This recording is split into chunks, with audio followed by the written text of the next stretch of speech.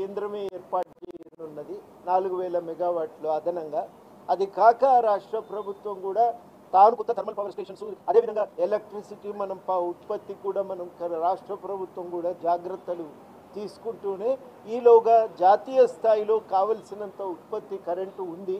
దాన్ని మనం తక్కువ ధరకే అమ్ముతున్నాయి అన్ని కంపెనీలు. ఆ తక్కువ ధరకు దొరికే కరెంటు కూడా మనం తెచ్చుకోవచ్చు అనేది ఆ రోజుల్లో మేము చేసినటువంటి సూచన. ఈ 3 సూచనలు ప్రధానంగా, ఒకటి కేంద్రం నుంచి వచ్చే కరెంటును మనం వాడుకోవటం చట్ట ప్రకారంగా, రెండవది మనం ఉత్పత్తిని పెంచుకోవటానికి చర్యలు తీసుకోవటం. ఆ చర్యలు తీసుకునేటప్పుడు కూడా జాగ్రత్త పాటించాలి. సాంప్రదాయక ఏతరమైనటువంటి మనకు ఇంధన ఉత్పత్తికి కూడా సోలార్ ఎనర్జీ ఇట్లాంటి వాటి మీద కూడా దృష్టి పెట్టాలని. మూడవది ఏంటంటే జాతీయ స్థాయిలో మిగులుంది, మనకు లేదు.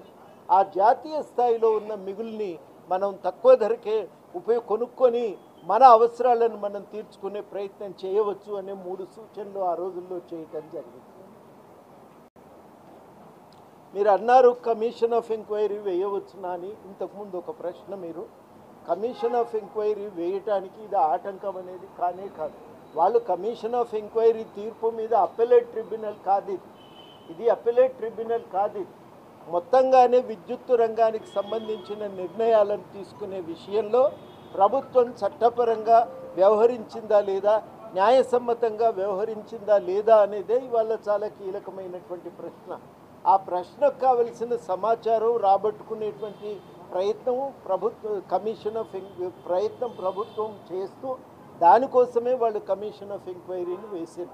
కాబట్టి ఉన్న పరిస్థితులను సమీక్షించి నిర్ణయాలకు సంబంధించి వాళ్ళ అభిప్రాయాలను తెలియజెప్పటమే కానీ ఇది ఇంకొక ట్రిబ్యునల్ మీద వాళ్ళు వ్యక్తం చేస్తున్నటువంటి నిర్ణయం కాదు. ఇది అప్పీలేట్ ట్రిబ్యునల్ కానే కాదు.